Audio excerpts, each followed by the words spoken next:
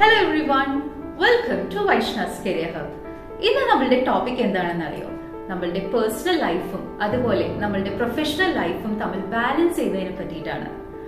അതെ, നമ്മൾ എല്ലാവരും ഫേസ് ചെയ്യുന്ന പ്രധാനപ്പെട്ട ഒരു പ്രോബ്ലം ആണിത് അല്ലെ. ജോലിയും അതേപോലെ നമ്മുടെ പേഴ്സണൽ ലൈഫും തമ്മിൽ ബാലൻസ് ചെയ്ത് കൊണ്ടുപോകുക എന്നുള്ളത് കുറച്ച് ബുദ്ധിമുട്ടുള്ള ഒരു കാര്യമാണ്, ശരിയല്ലേ? ഇതിന്റെ ഇമ്പോർട്ടൻസ് വളരെ അധികം ഉണ്ട്. കാരണം ഇത് നമ്മുടെ ഹാപ്പിനെസ്സിനെയും നമ്മുടെ പ്രൊഡക്ടിവിറ്റിയെയും നമ്മുടെ ഹെൽത്തിനെയും ഒക്കെ ബാധിക്കുന്ന ഒരു കാര്യമാണ്.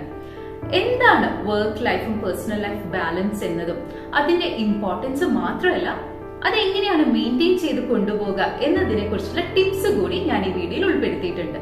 എല്ലാവരും മുഴുവനായിട്ടും വീഡിയോ കാണാം. ഓക്കെ, നമ്മൾക്ക് ടോപ്പിക്കിലേക്ക് കടക്കാം.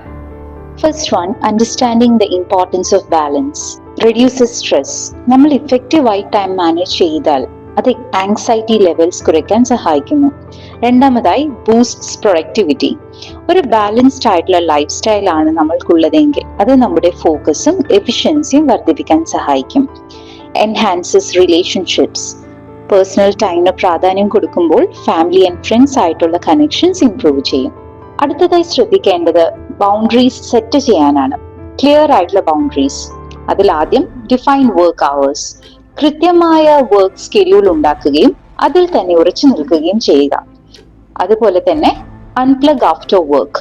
ജോലി സമയത്തിന് ശേഷം ഇമെയിൽസിനും കോൾസിനും ഒക്കെ റിപ്ലൈ കൊടുക്കാതിരിക്കുക. അതുപോലെ create A dedicated work space. Work from home ആണെങ്കിൽ വീട്ടിൽ തന്നെ ജോലി ചെയ്യാൻ പ്രത്യേക സ്ഥലം കണ്ടെത്തുക. വർക്കും പേഴ്സണൽ സ്പേസും സെപ്പറേറ്റ് ചെയ്യുക. അടുത്തതായി ശ്രദ്ധിക്കേണ്ടത് ടാസ്കുകൾ പ്രയോറിറ്റൈസ് ചെയ്യാനാണ്. Prioritise your tasks. അതിലാദ്യം ടൂൾസ് ഉപയോഗിച്ചുകൊണ്ടുള്ളതാണ്. നല്ല പ്ലാനേഴ്സോ അല്ലെങ്കിൽ ആപ്ലിക്കേഷൻസോ ഉപയോഗിച്ച് ടാസ്കുകൾ സ്കെഡ്യൂൾ ചെയ്യാം. രണ്ടാമതായി അപ്ലൈ 80-20 റൂൾ. നമ്മൾ ഫോക്കസ് ചെയ്യേണ്ടത് 80% റിസൾട്ട്സ് തരുന്ന ആ 20% ടാസ്കുകളിലേക്കാണ്. അടുത്തതായി ലേൺ ടു സേ നോ. പലർക്കും ബുദ്ധിമുട്ടുള്ള കാര്യമാണ് നോ പറയാൻ. എന്നാൽ നിങ്ങളുടെ പ്രയോറിറ്റിയിൽ ഇല്ലാത്ത ടാസ്കുകൾ ഏറ്റെടുക്കേണ്ടതില്ല. അടുത്തതായി പറയാൻ പോകുന്നത് ടൈം മാനേജ്മെന്റിനെ കുറിച്ചിട്ടാണ്. അതിന്റെ ഇമ്പോർട്ടൻസിനെ കുറിച്ചിട്ടാണ്. അതിൽ ആദ്യം വരുന്നത് തന്നെ പ്ലാൻ യുവർ ഡേ.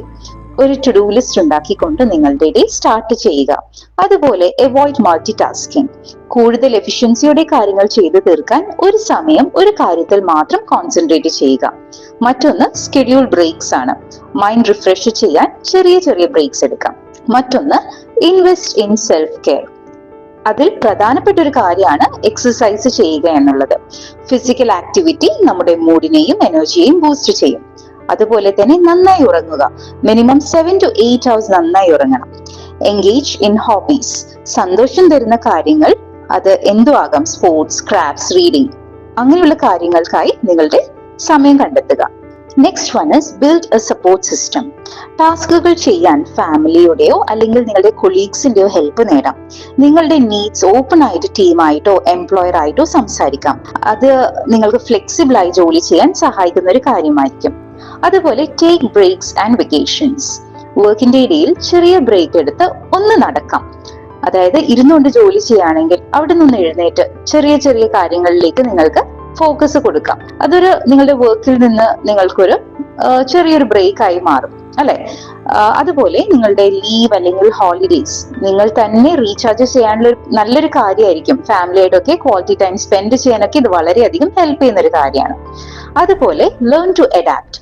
അൺഎക്സ്പെക്റ്റഡ് ആയിട്ടുള്ള സിറ്റുവേഷൻസ് വരികയാണെങ്കിൽ നിങ്ങളുടെ പ്ലാൻസ് അതനുസരിച്ച് അഡ്ജസ്റ്റ് ചെയ്യാൻ സാധിക്കണം. Last but not the least, mindfulness and relaxation. Mindful ആയിട്ട് കാര്യങ്ങൾ ചെയ്യാൻ മെഡിറ്റേഷനും ഡീപ് ബ്രീതിങ് എക്സസൈസും പ്രാക്ടീസ് ചെയ്യാവുന്നതാണ്. പേഴ്സണൽ ടൈമിൽ വർക്ക് റിലേറ്റഡ് കാര്യങ്ങൾ ചെയ്യാതിരിക്കുക. എന്നും പോസിറ്റീവായിട്ടിരിക്കാൻ നിങ്ങൾക്ക് സാധിക്കട്ടെ. ഡിയർ ഫ്രണ്ട്സ്, ഇന്നത്തെ ഈ ഒരു ടോപ്പിക് നിങ്ങൾക്ക് മനസ്സിലായിട്ടുണ്ടാവുമെന്ന് ഞാൻ വിചാരിക്കുന്നു. പറഞ്ഞതുപോലെ തന്നെ നമ്മളുടെ പേഴ്സണൽ ലൈഫും പ്രൊഫഷണൽ ലൈഫും ബാലൻസ് ചെയ്ത് കൊണ്ടുപോകേണ്ടത് വളരെ പ്രധാനപ്പെട്ടതാണെന്ന് നിങ്ങൾക്കിപ്പോൾ മനസ്സിലായില്ലേ? അത് മാത്രമല്ല, ഇതൊരു കണ്ടിന്യൂസ് പ്രോസസ്സാണ്. അതുകൊണ്ട് തന്നെ കണ്ടിന്യൂസ് ആയിട്ടുള്ള എഫേർട്ടും അതുപോലെ ഡിസിപ്ലിനും ഇതിന് ആവശ്യമാണ്. നമ്മൾക്ക് ബൗണ്ടറീസ് സെറ്റ് ചെയ്തു, ടൈം മാനേജ് ചെയ്തു, സെൽഫ് കെയർ ചെയ്തുകൊണ്ട് തന്നെ നമ്മൾക്ക് ഈ ഒരു ബാലൻസ് ജീവിതത്തിലേക്ക് കൊണ്ടുവരാൻ സാധിക്കും. ഈ ഒരു ബാലൻസ് കൊണ്ടുവരുമ്പോൾ നമ്മുടെ പേഴ്സണൽ ഗോൾസും അതുപോലെ പ്രൊഫഷണൽ ഗോൾസും അച്ചീവ് ചെയ്യാനും സാധിക്കും. മറ്റൊരു ഇൻഫോർമേറ്റീവ് വീഡിയോ നമുക്ക് വീണ്ടും കാണാം. It's me Vaishnav. Thank you so much for watching.